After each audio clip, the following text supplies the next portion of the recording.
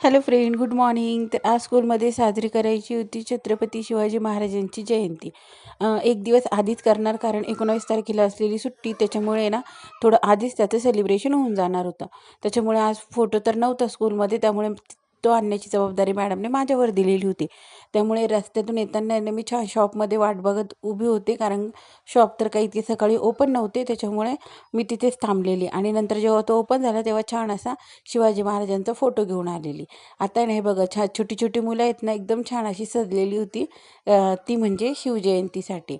आता हे बघा, मुलांच्या हातूनच आम्ही पूजन वगैरे करून घेतलेलं. अजून काही मुलं बरीच येणं बाकी होतं, कारण स्कूलचा टाईम थोडा लवकर असल्यामुळे ना मुले सकाळी उठून तयार होण्यात थोडासा वेळ लागतो. त्याच्यामुळे काही मुलं हे नंतर आलेली. तर अशा प्रकारे मी देखील ना शिवाजी महाराजांना सगळं औक्षण वगैरे करून घेतलेलं.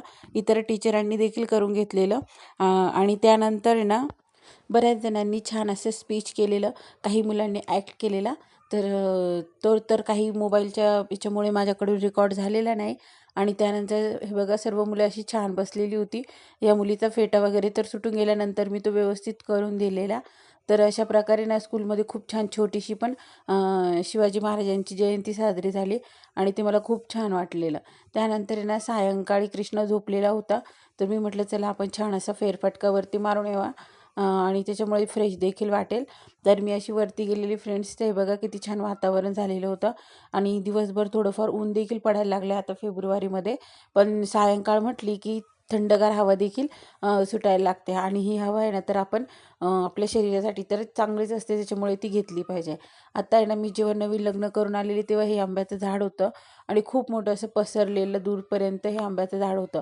पण आता हे बघा, इकडे कन्स्ट्रक्शन खूप सारं सुरू झालेलं आणि एवढं मोठं आंब्याचं झाड हे तोडलं गेलं, ते तर मला खूप वाईट वाटते. कारण ना तेव्हा जास्त लोकवस्ती नव्हती जेव्हा मी आलेली तेव्हा.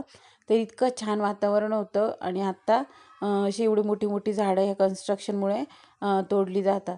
त्यानंतर खाली आली आणि ना खाली आता यांनी दुपारी थोडं उशीर आंघोळ केलेली, त्याच्यामुळे त्यांची पॅन्ट वगैरे पडलेली. आता मला ते देखील धुवायचं आहे.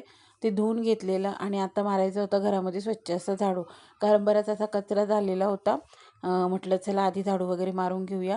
सायंकाळची वेळ देखील होत आलेली होती आणि मला खाली देखील जाऊन स्वयंपाक वगैरे तर करायचाच होता. पण म्हटलं चला परत पुन्हा रात्री उशीर होऊन जातो वरती येण्यासाठी आणि त्याच्यामुळे तो कचरा तसाच राहून जातो. त्यामुळे ना मी छान असं घरामध्ये थोडंसं झटकून वगैरे घेतलेलं आणि नंतर आता झाडू मारून घेते. दिवाबत्तीची देखील वेळ होते आता, त्याच्यामुळे मला जायचं आहे खाली.